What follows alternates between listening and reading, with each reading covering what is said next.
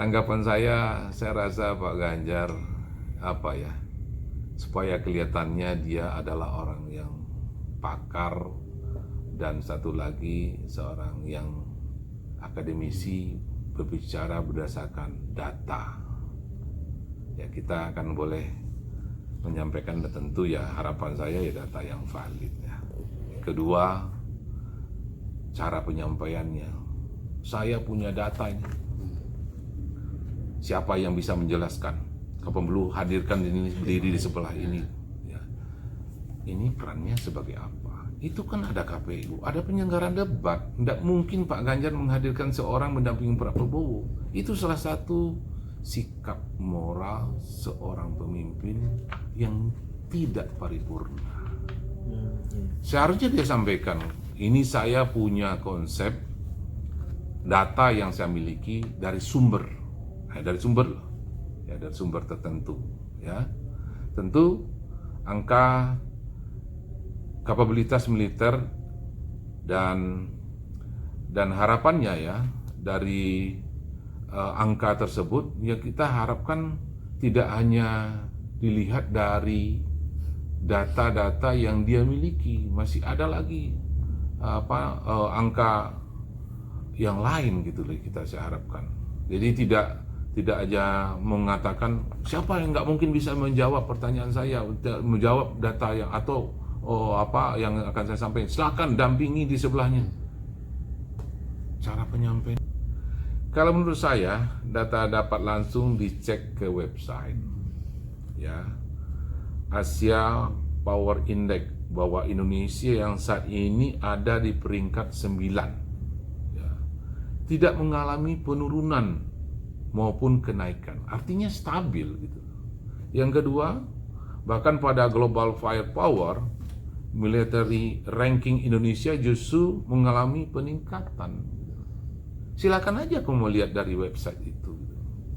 Nah, kalau bicara tentang data, tentu data ini didapat dari mana, kemudian sudah data itu validitas dan kapan didapat, apakah sudah cocok atau sudah valid pada saatnya sekarang ini. Ya kita harus ini.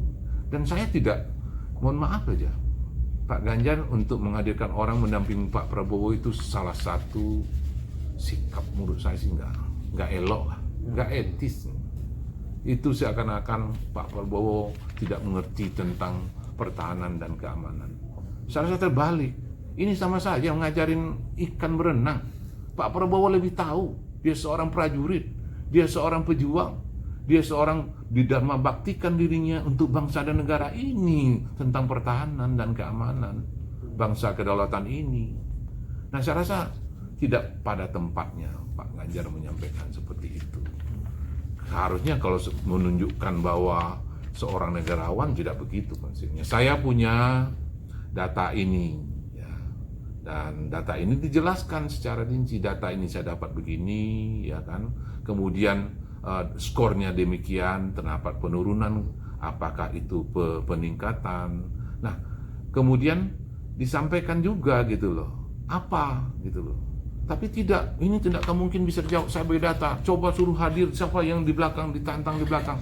Iki dagelan dari mana dapat ini. Saya lucu-lucu saja lah, menurut saya sih ini lucu-lucuan ini ya, nggak menunjukkan sikap seorang negarawan. Kalau bagi saya secara pribadi, kebetulan saya hadir di situ, saya geli aja sih melihat itu.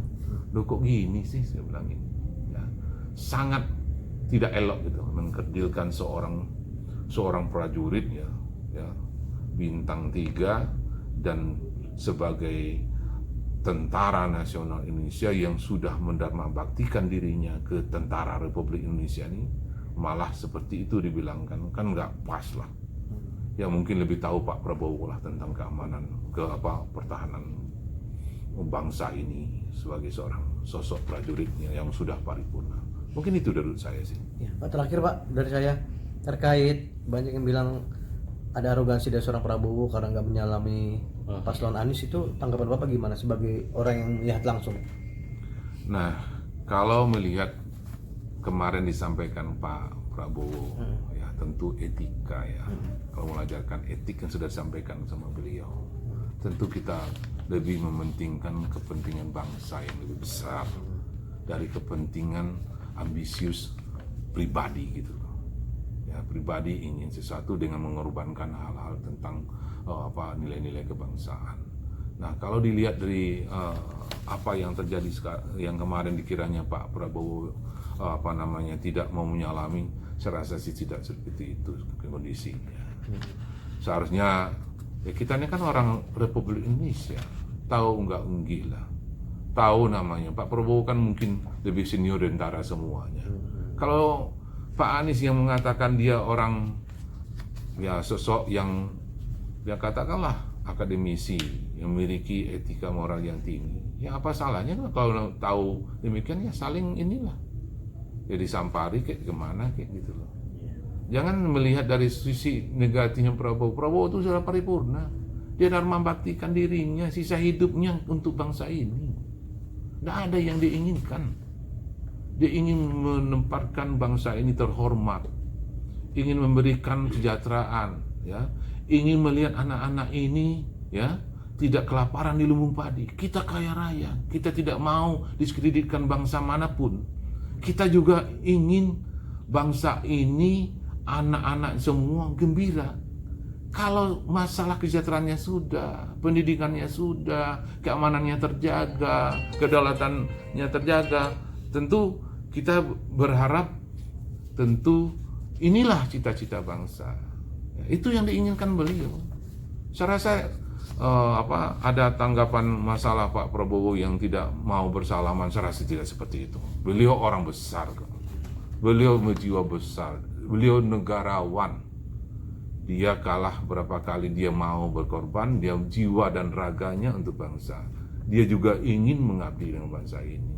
Dia ingin meninggalkan sebuah legasi yang terbaik untuk bangsa ini.